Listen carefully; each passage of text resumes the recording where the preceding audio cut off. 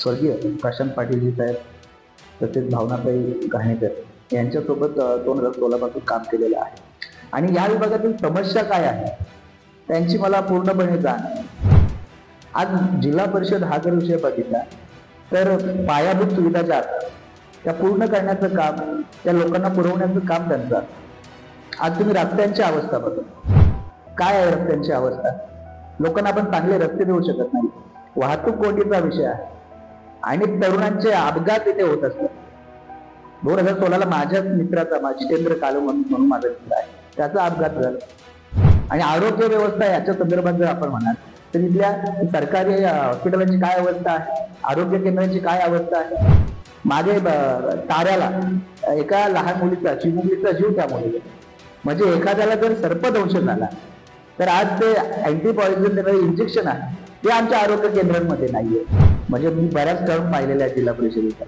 म्हणजे तुम्हाला पावट्याच्या वालांच्या शेंगा द्या, चिकन द्या, मटन द्या, त्यानंतर 500 रुपये प्रत्येकाच्या हातात द्या, की त्यावेळी तुम्हाला मतदान होणार.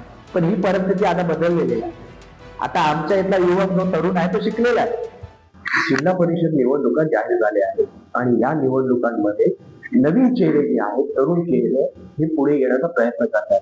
अशातच राष्ट्रवादी पक्षाचं सक्रिय राजकारणात काम करणारे धीरज डाकू हे पेशाने वकील आहेत आणि हे स्वतः जिल्हा परिषदेचे तिकीट आपल्या पक्षाकडून मागतात. आपण त्यांच्याशी चर्चा करूया. धीरजजी, आपण वकील आहात आणि आपण जिल्हा परिषदेचे तिकीट मागताय. कधीपासून काम करताय आणि कोणत्या आधारावरती जिल्हा परिषदेचे तिकीट मिळावं असं तुम्हाला वाटतं? 2016 पासून राष्ट्रवादी काँग्रेस या पक्षाचा सक्रिय कार्यकर्ता मी आहे. 2018 ते 2024 यामध्ये राष्ट्रवादी लिगल सेलचा उरण तालुका अध्यक्ष म्हणून मी जबाबदारी पार पाडलेली आहे, काम केलेलं आहे. तसेच ऑगस्ट 2024 पासून मी राष्ट्रवादी युवक काँग्रेसचा जिल्हा सचिव म्हणून काम पाहिलेलं आहे आणि पक्षासाठी काम केलेलं आहे. आणि आदरणीय शरदचंद्रजी पवार साहेब यांचे जे शिव शाहू फुले आंबेडकर पुरोगामी विचारधारा जी आहे ती ह्या विभागात रुजवण्याचं, पसरवण्याचं काम मी केलेलं आहे. पक्षाचं काम मी प्रामाणिकपणे केलेलं आहे.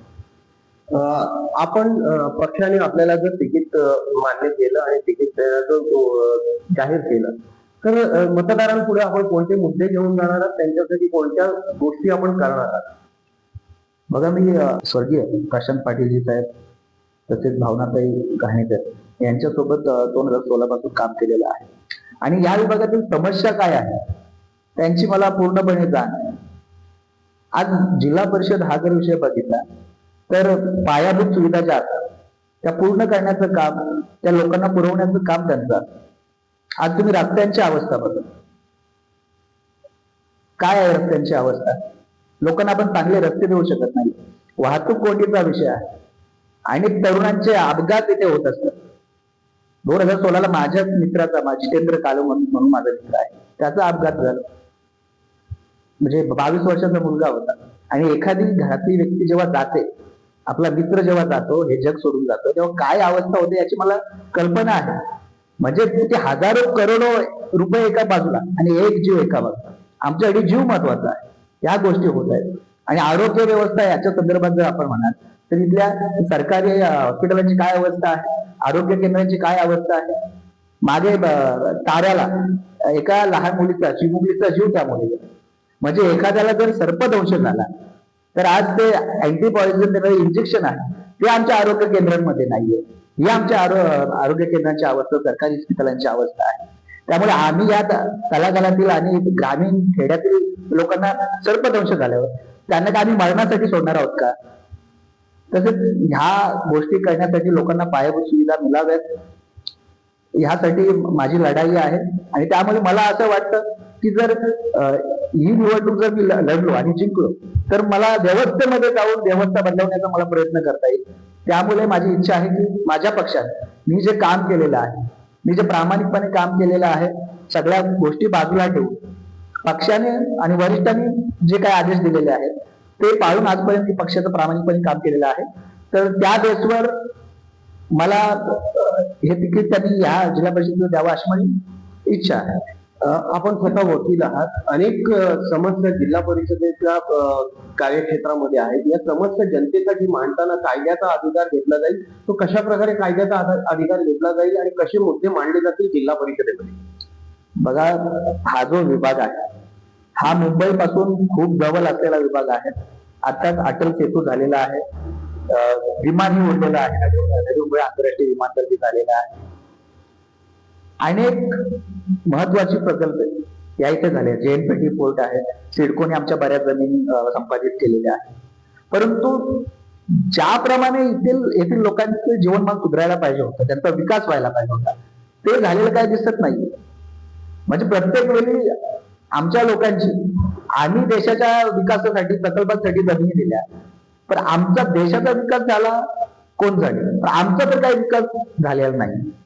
त्यामुळे येथे तळागाळातील माणसातील सामान्य गरीब माणसांना शेतकऱ्यांचे प्रश्न सोडवावेत म्हणून मला ही निवडणूक लढवणं खूप महत्वाचं वाटतं. निवडणुकीला उभं राहिलं तर मतदार जो आहे तो तुम्हाला कौल देईल असं तुम्हाला वाटतंय? नक्कीच. कारण बघा, एक काळ असा होता, म्हणजे मी बऱ्याच टर्म पाहिलेल्या जिल्हा परिषदेचा. म्हणजे तुम्हाला पावट्याच्या वालांच्या शेंगा द्या, चिकन द्या, मटन द्या, त्यानंतर 500-500 रुपये प्रत्येकाच्या हातात द्या, की त्यावेळी तुम्हाला मतदान होणार. पण ही परिस्थिती आता बदललेली आहे. आता आमच्या इथला युवक जो तरुण आहे तो शिकलेला आहे, त्याच्या शिक्षणाप्रमाणे त्यांना नोकऱ्या इथे मिळायला पाहिजे. म्हणजे सरकारचा नियम आहे की 80% नोकऱ्यांमध्ये स्थानिक लोकांना, स्थानिक तरुणांना प्राधान्य दिलं पाहिजे. तर हे सगळे नियम धाब्यावर बसून चालवले आहे. आणि आमची पोरं आता एवढे शिकून चांगल्या याच्यात आहेत, क्वालिफिकेशन चांगलं आहे, तरी सुद्धा त्यांना टेनिस क्रिकेट खेळावं लागत आहे. का? तर त्यांना कुठल्या नोकऱ्या नाहीयेत, कुठलं उद्योग करावं त्यासाठी प्रशिक्षण दिलं जात नाही. त्यामुळे आज ही आमच्या समाजाची अवस्था आहे. आणि मी असा माणूस आहे, मी फक्त बघणारा माणूस नाही, तर मला जे काही चुकीचं दिसत असेल तर मी त्यात उतरणारा आणि उतरून ते साफ करणारा माणूस आहे. त्यामुळे पक्षाने ह्या गोष्टीचा विचार करून मला उमेदवारी द्यावी अशी माझी इच्छा आहे. सगळ्यात महत्वाचा प्रश्न, जर पक्षाकडे आपण तिकिटासाठी गाळण घातलं आणि पक्षाने समजा त्याला सकारात्मकता दाखवली नाही तर आपला पुढचा एक कसं आहे, आदरणीय शशिकांत शिंदेजी साहेब असतील, भावनाताई, यांच्यावर माझा पूर्ण विश्वास आहे. म्हणजे मला आठवतंय प्रदेशाध्यक्ष झाल्यानंतर पहिली जेव्हा प्रेस कॉन्फरन्स त्यांची राष्ट्रवादी भवनात झाली मुंबईला, त्यावेळी मी तिथे होतो आणि त्यांनी माझ्या समोरच ते वक्तव्य केलेलं आहे की मी ह्या पदावर माझी नियुक्ती झाली आहे, माझं पहिलं काम असेल ते पक्षातील जो सामान्य कार्यकर्ता आहे, तरुण कार्यकर्ता आहे, त्याला ताकद देण्याचा माझा पहिला विचार आहे. तर हे ऐकल्यानंतर मला तर पूर्ण विश्वास आहे की आदरणीय शशिकांत शिंदेजी साहेब नक्कीच माझी जी इच्छा आहे त्याचा विचार करतील आणि मला एक संधी देतील असं मला वाटतं. नक्कीच. तर हे होते धीरज टाकळी, वकील, पेशाने वकील आहेत आणि त्यांच्या म्हणण्यानुसार जिल्हा परिषदेमध्ये एक तरुण आणि उच्च शिक्षित असा उमेदवार हवा आणि त्यासाठी त्यांनी स्वतःसाठी पक्षापुढे हात पसरलेले आहेत आणि जर त्यांना तिकीट मिळालं तर ते निवडून नक्कीच येतील असा त्यांना ठाम विश्वास देखील आहे. नवराष्ट्रासाठी मीरज मोडकर, पूरण राजगड.